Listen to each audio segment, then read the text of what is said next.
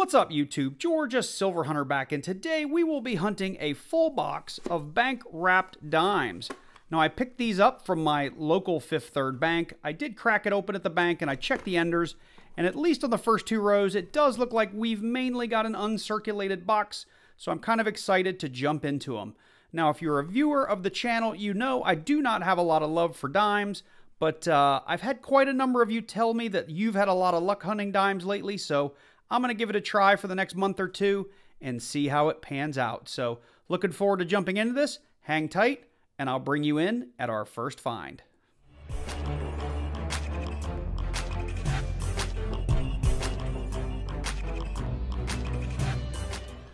So while I'll mainly be looking for silver, I will also be looking for a handful of varieties for the rolls that I do decide to hunt. And if you are going to hunt pennies or dimes, I do recommend that you pick up some kind of magnification device.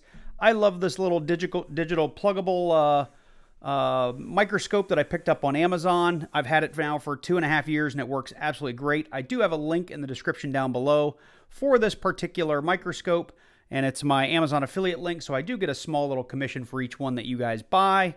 While you're down there, I also have a document in the description for all of the coins that I hunt on a regular basis, including dimes. So it does pennies all the way up to $50. And it talks about the varieties, a little bit about some mintages, but it's the guide that I use. I always have it up on the computer screen as I hunt various denominations. So for right now, probably for the first 10 rolls or so, I'm just going to basically do this kind of hunt where I'm looking for something silver and hoping to find something 1964 and earlier. That's just a 1970. But I don't see anything. Oh, I don't see anything in there. A little coin explosion. Let's try roll number 2. I'll open just a couple here on camera with you guys, just in case we get lucky. And I hope we do, because that would be wonderful. But I don't have a lot of hope here.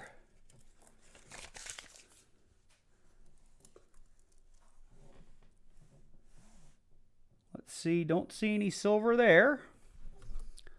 Let's do another one.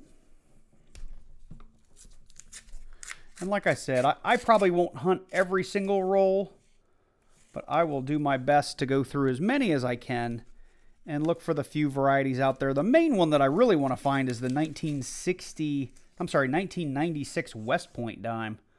I would love to find me one of those. I don't even know how low of a mintage it is, but they are fairly rare, and I've never even seen one in person, so I would love to find one. So this is roll number 4.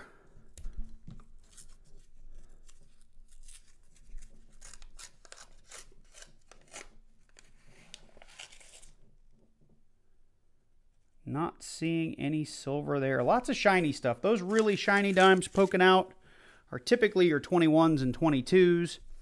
At least that's been my experience. They do make proof dimes as well. They'll have a real thick edge, real super shiny coin. And we do have something really dark right there. And sometimes really dark can also mean silver. Let's check that out. No, looks crispy though. It's like a 1992 maybe. All right, well, I think that's all I'm going to pull out here on camera. I'll start digging into these rolls, and if I do get lucky and find some silver, I will be sure to bring you in.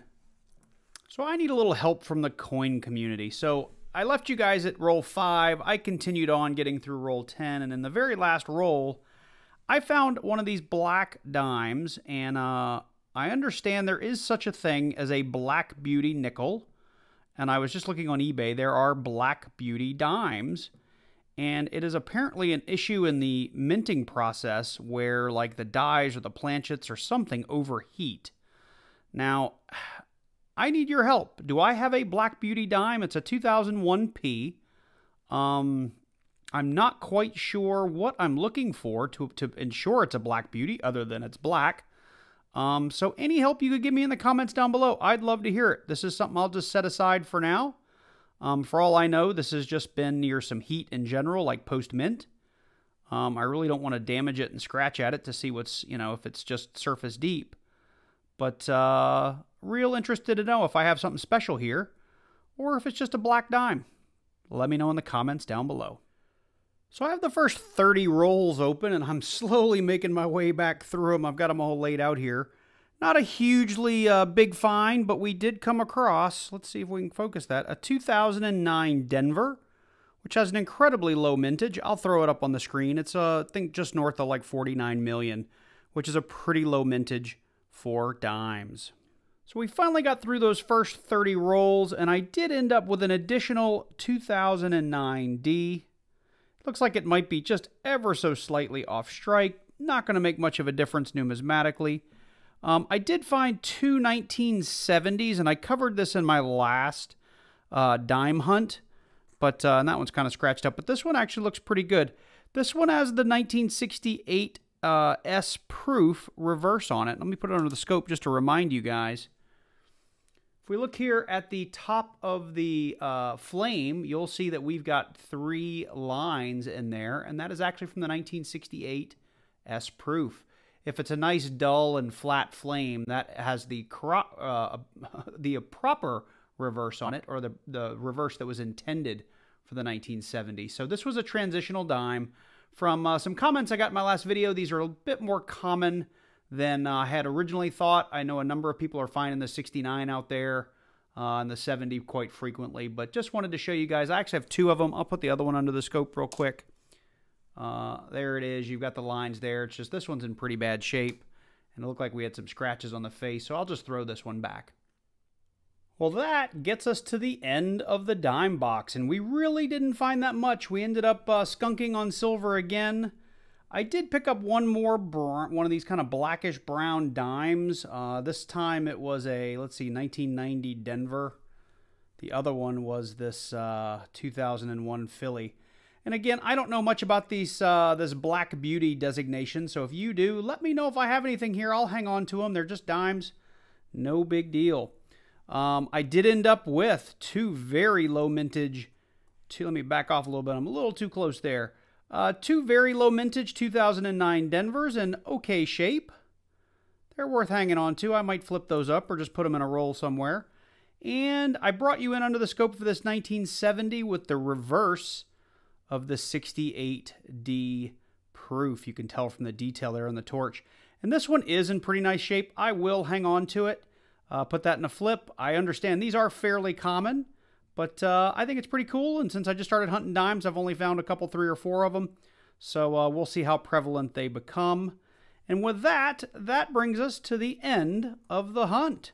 Now, I know some of you out there are saying you have a lot better luck in dimes. This is only my second full box in the last week or 2. I'm going to try to get a box a week moving forward and see if I can get some silver out of these dime boxes. But so far, we're 0 for 2. That's $500 in dimes without a single silver. So anyway, if you enjoyed this hunt, let me know in the comments down below. If you're new to the channel and you like coin roll hunts, consider going down below this video and clicking on that subscribe button. And click on that little bell and select all so you get notified each and every time. Or maybe it's personalized now. But anyway, each and every time I release a new video. I hope you guys are doing well. Christmas is creeping up. And I can tell you that my posting schedule will be light the last week or 2 of Christmas. A, because I'm having a hard time getting coins, and B, I'm going on like a 10 or 12-day vacation, so I won't even be in town. Anyway, I hope you guys are all doing great. Thank you for watching. Take care, and I look forward to seeing you in the next one.